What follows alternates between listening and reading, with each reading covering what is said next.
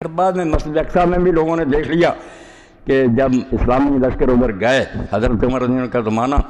اب مسجد اقصیٰ پر جب قبضہ ہوا آپ دیکھتے ہیں کہ وہاں جو بشپ تھے، پادری اور دوسرے سارے لوگ، انہوں نے کہا کہ بھائی ہم معاہدہ کریں گے امیر المومنین کے ساتھ، تم جو لشکر کے جرنیل ہو تمہارے ساتھ معاہدہ نہیں کریں گے، ہم سے اگر شہر لینا تو مسلمانوں کا خلیفہ ہے حضرت عمر رضی اللہ عنہ خود آئیں، ہم ان کے ساتھ معاہدہ کریں۔ اب حضرت سیدنا عمر ابن خطاب رضی اللہ عنہ جس طرح چارج لیا اور جس طرح سفر کیا، کوئی فوج ساتھ نہیں تھی، کوئی بینڈ باجا نہیں تھا، ایک غلام تھا اسلم، ایک آپ تھی، ایک اونٹ تھا،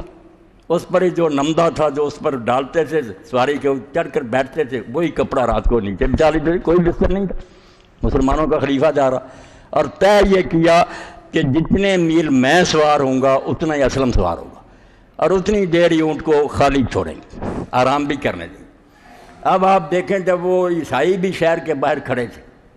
مسلمانوں کے سپہ سالار اور فوجیں بھی کھڑی تھیں، حضرت ابو عبیدہ بن جراح رضی اللہ عنہ وہ دیکھ رہے تھے کہ مسلمانوں کا خلیفہ آ رہا۔ اب دیکھا کوئی نہیں آیا، بس ایک اونٹ ہے، اس پر ایک آدمی ایسا، اور موقع تھا کہ وہ غلام کی باری آ چکی۔ آپ نے کہا اسلم سوار ہو، اس نے کہا حضرت آپ پہلے ہی بڑا انصاف کرتے آئے ہیں، اب کیا ضرورت ہے، دشمن دیکھ رہا، آپ سوار ہو، میں مہار پکڑنا فرمایا نہیں، جو بات طے ہوئی نا اصول کے مطابق وہی، وہ اس اوپر سوار ہو گئے۔ حضرت عمر رضی نے مہار پکڑ لی، کوئی نالا تھا پانی کا، اس میں سے گزر رہے تھے، آپ نے جوتے اتار کر ہاتھ میں پکڑ لیے، تو وہ جو لوگ تھے انہوں نے پوچھا حضرت ابو عبیدہ سے کہ ان میں سے کون ہے آپ کا امیر الملک؟ اس نے کہا جس نے ہاتھ میں جوتے پکڑے ہوئے نا اور پانی میں سے آ رہا وہ ہمارا خلیفہ، اور جو اوپر جو ہے ان کا غلام ہے نا۔ انہوں نے کہا اللہ کے بندو، ان سے جنگ لڑنی، اللہ کی فوجیں ہیں، یہ فرشتے ہیں، یہ انسان نہیں ہے، ان سے جنگ نہ کرو، برباد ہو جاؤ، کوئی نتیجہ نہیں، سب اپنی طاقت ضائع کرنے والی بات ہے۔ یہ کوئی انسان ایسا کرتے ہم بھی تو ہیں،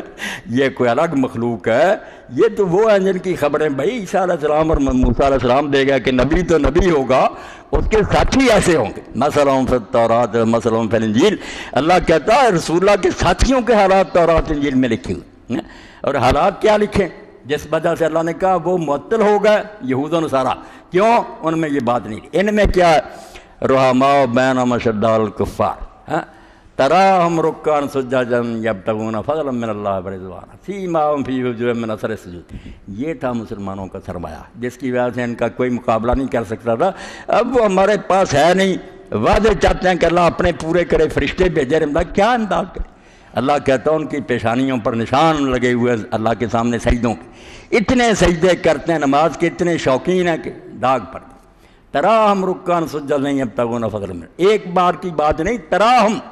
جب بھی تو آئے دیکھنے والا دیکھے گا ان کو، یا وہ رکوع میں ہوں گے یا سجدوں میں پڑے ہوئے، یبتغون فضلا من اللہ ورضوانا، اور یہ تو ظاہر ہے کہ رکوع سجدے کر رہے ہیں، یہ تو منافق بھی کر سکتا ہے، اور میں اندر بھی دیکھ یبتغون فضلا من اللہ ورضوانا، یہ جو کچھ کریں گے صرف اوپر سے نہیں کریں گے، اندر سے بھی وہ صرف اللہ کا فضل تلاش کریں گے اور اس کی رضا، کہ ہمارا مالک خوش ہو جائے، اس لیے وہ نکلے ہوئے۔